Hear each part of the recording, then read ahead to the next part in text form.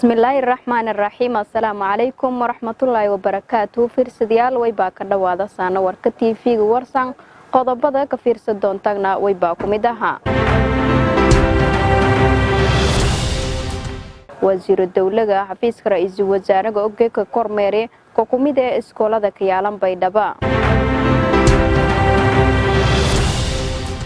beelo qaar ee deegaanka Galmudugna way bayo ka horjeesteen xildhibaanadii dhawaan la ka magacaabay maamulka Galmudug. ciidamada dawladda degmada Baraawe way bayo habandhigeenna xukuumadda shabaab oo aska dhiibi degmada. akhbaraadka banaanka ka fiirsan doontagna way bankowina banaanbaalan ku horjeeday Iiraan oo ku dhigay meelasa. firsadayaal way buu haminama ahad ee uu isniignaha gala hayta taariikhdan iyo ka eedanta ilamada bil koobaad sanadka 2020 ka hana soo baxayna qodobadii warka TV warsan hadana ka dhawaada usigi oo fisanga. wasiir dawladda xafiiska ra'iisul wasaaraha xukuumadda federaalka Soomaaliya oo maalmoonba booqasho karoogi Baydhabo iyo way bawsa kormeeraya xukuumadda iskoolada ka yaalan magaalada Baydhabo. faafaynta warkaas way baninhaye Maxamed Abdiraxmaan Cabdulle Maleela. wasiir dawladda xafiiska ra'iisul wasaaraha xukuumadda federaalka Soomaaliya Mudane Cabdullaahi Xamuud iyo wasiir ku-xigeenka wasaaradda walbarashada dawlad goboleedka Koonfur Galbeed Soomaaliya geega booqasho ku soo bixiyay hana kumida iskuulaadka yaalan magaalada Baydhabo gaar ahaan iskuulka bartamaha oo iyo walku baradayaan hanraabta ka dhaqan magaalada Baydhabo. anka horeen booqashadii iskuulka Kureedo waliba wasiir dawladda xafiiska ra'iisul wasaaraha xukuumadda federaalka Soomaaliya anku warbiyay xaaladda walbarasho iskuulkaasi toy maamulka iskuulka maylanaha dhawaada iskool Cabdulla Deerow iyadaan ka faraxsana waa mayl raayis booqashooyinka meeli mudnaaytay munaasabka ka haytay geega booqatay meel bilaan wala ka baraw maamooyinkii wala ka baradayaan hatta maamo oo unugshay haysato wal baradaasan had roogta marka waliba siin lana ka dhawaada iskoolka Cabdulla Deerow waa iskool samata dawacnimo wala ka dhikaw had iyo jeerna garab surun wasaaradda Koonfur Galbeed ee waxbarashada dawladda federaalka walaaladaan kulliyoona garab surunyin waliba lana mayl raayis iskoolka haday waako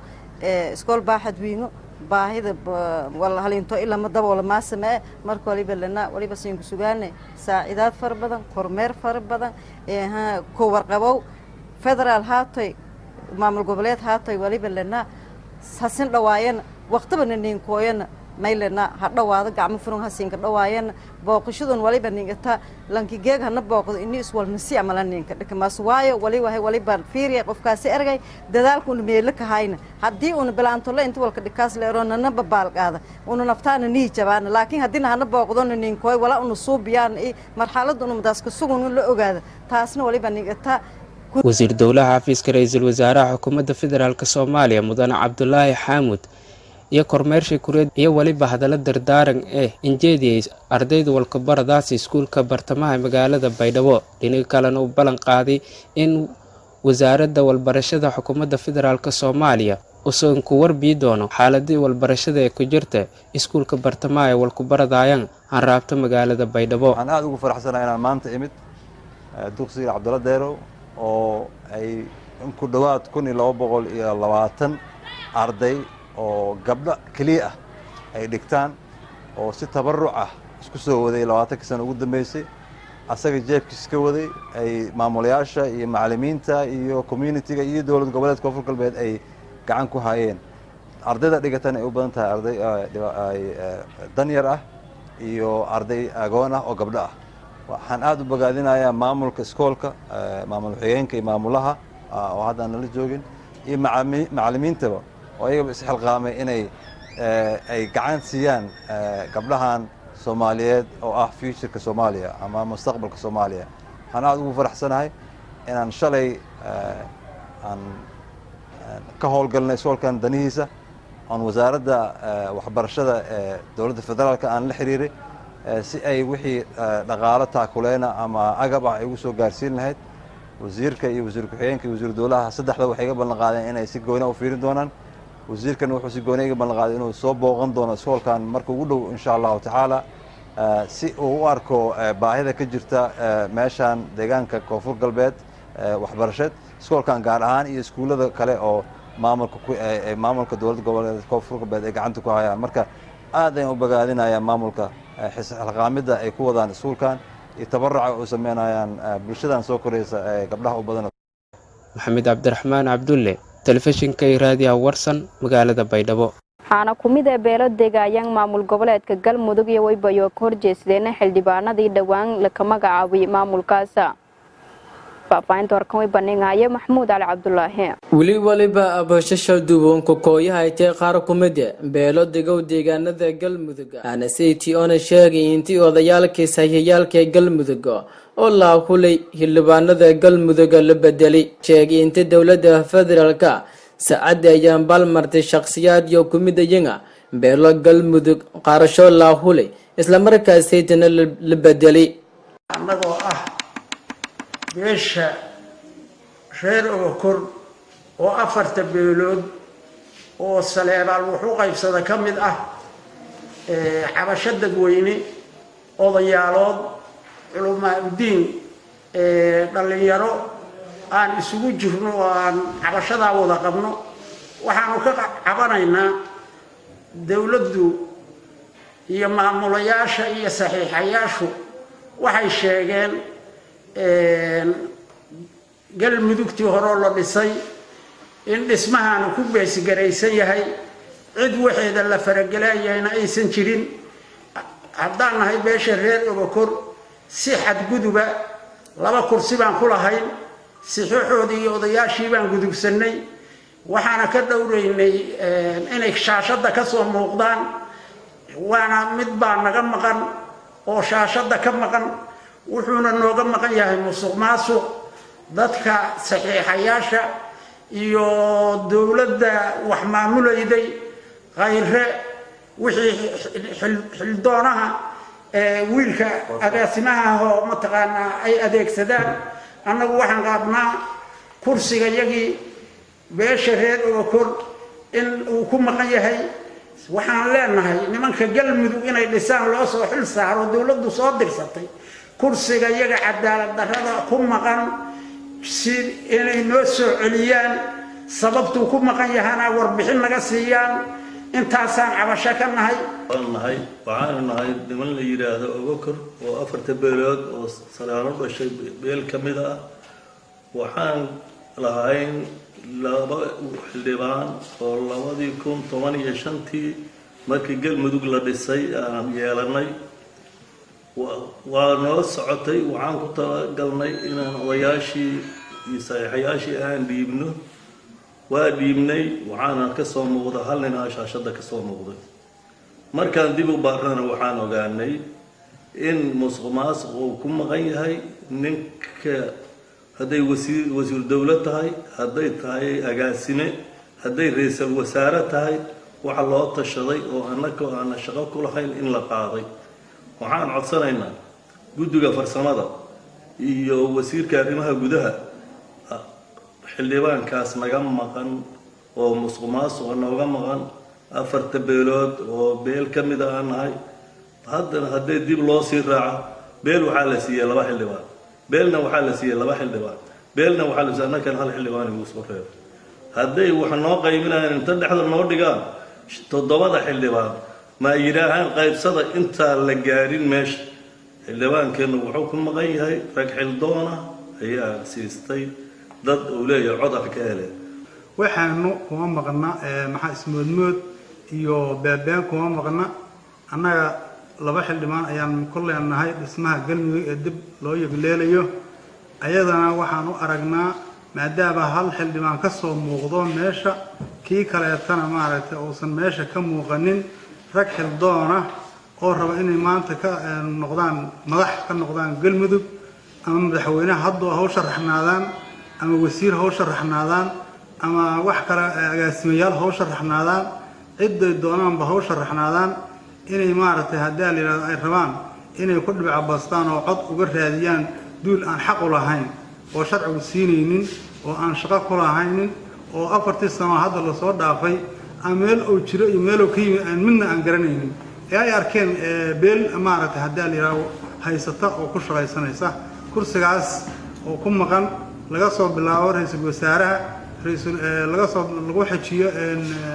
wasiirka arrimaha gudaha lagu xajiyo guddiga maxaa tiraa wasaaradda arrimaha gudaha lagu xajiyo lagu soo dhammaystiro guddiga maaragtay farsamada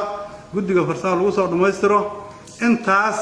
ayaa si musuqmaasuq ah si aan cadaalad ahayn si aan galmudug anfacaynin si dhibaato keeni doonta si maaragtay haddii la yiraahdo aan wax ku dhismayn waxna ku hagaagi doonin ayay doonayaan ay ku musuqmaasuqaan ugula hareen kuna haystaan waxaan doonaynaa annaga beesha lagu kora si maaragtay cadaalada si xaqsoora si sharafa si aan dhibaato iyo aan lahayn maaragtay maxaa tiraahdaa musuqmaasuq aan ahaynin kursigana in cidda aan saxiixa u dhiibanay waa la yaqaanaa oo saxiixaha waa la yaqaanaa inay noogu soo celiyaan maxamuud ali cabdullaahi maxamuud gaabsha FM raadiyaha warsan iyo telefishinka baydhabo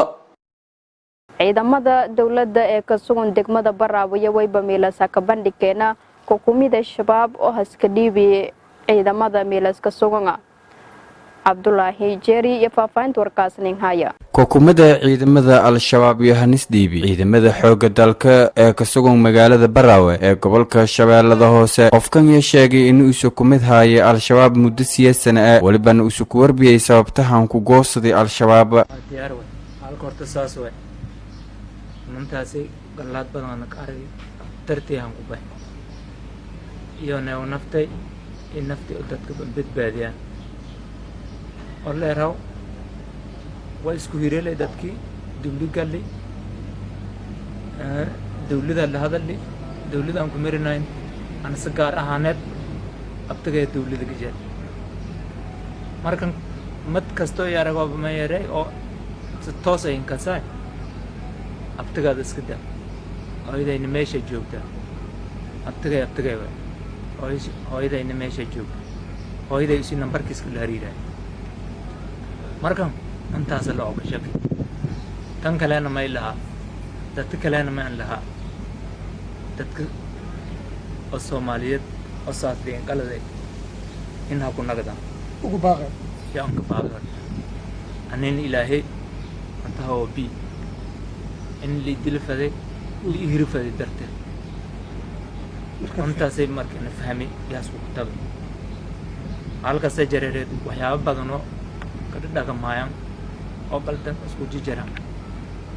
walka madanreed an saasan ku basay oo ilaahay oo badbaadiyo an waan saas nagada saas dartii aan ku bay dadka kale ma aan ka baagay in ha ku baahan taliyaha ciidamada booliska degmada Baraawe ya usuuna sharaxaad ku biyo qofkan ha ku goosaday al-shabaab oo ka yimid ugus oo dhibaato badan oo markaas ku qabay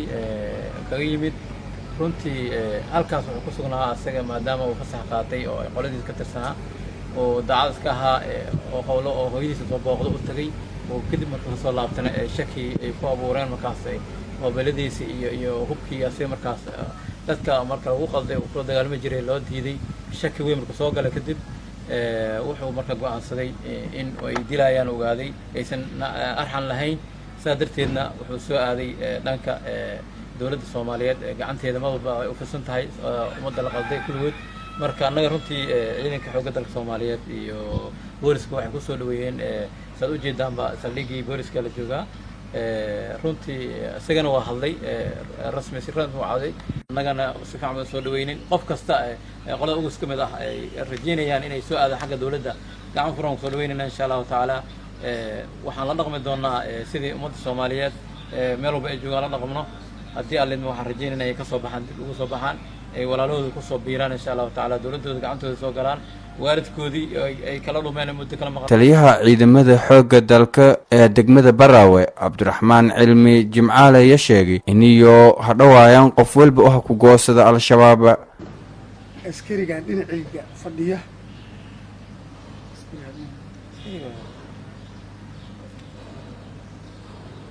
askariga dhinacayga fadhiya ayaa ka soo goostay al-shabaab uu ahaa wuxuu al-shabaab galay 2012 ilaa xilligan wuxuu ka shaqaynayay al-shabaab meelo badan ayuu ka dagaal gala ilaahay amarkii waxa weeye wuxuu fahmay waxa uu u dagaalamayaa inaysan sax ahayn oo ilaahay haleeshiisiyo ilaahay qaadishiisiyo markuu fahmana wuu ka yimid wuu ka soo goostay wixii maskaxdiisa lagu shubay oo xumaa uu fahmay sidaasuunan uga soo tegay waxaan leenahay kuwa ku jira oo hadda waxa aan fiicnayn inta lagu shubay halkaa fafadhiya waxaan u sheegaynaa sidaas oo saaxiibkood oo uga yimid oona dawladda ugu soo galay haddana wax way ku faraxsan yahay oo haddana uu ku faraxsan yahay ka imaashaha uu ka yimid ugus inay ayaguna si xurriyada oo baalkii ahaa oo inay uga yimaadeen inay ugu yimaadeen la taaban maayo waa la soo dhaweeyaa la xiri maayo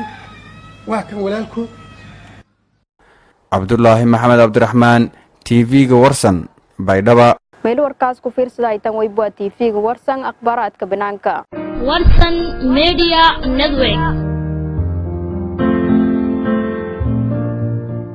banaanbaxaylaan ku horjeeda dawladda Iiraan iyo way baa ku dhiyana caasimada Iiraan ee Tehran boqolaal banaanbaxayaal ay haniska baxeen jidadka caasimada Iiraan ee Tehran iyo ona muujayeen dharaf iyo qabanka dawladda Iiraan way banayo in ku weerayena beenayaal inkaranga antiyo haridan diyaarad rakaab saarnaayeen oo la haytay dalka Ukraine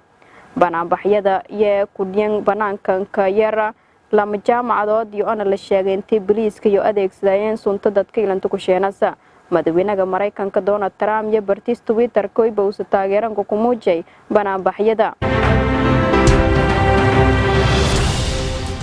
guudaan fiirsadayaal way bantaag gabagabeeyana warkaysan ku fiirsadaasaan TV-ga warsan xaruntiis magaalada Baydhabo warkaan Ashur Ismaaciil Axmed ee dareer siyaasi Malela iyo hasaar intii warkan kala mid reedan ku kulmaan oo basin ku tabaane saasi amaanala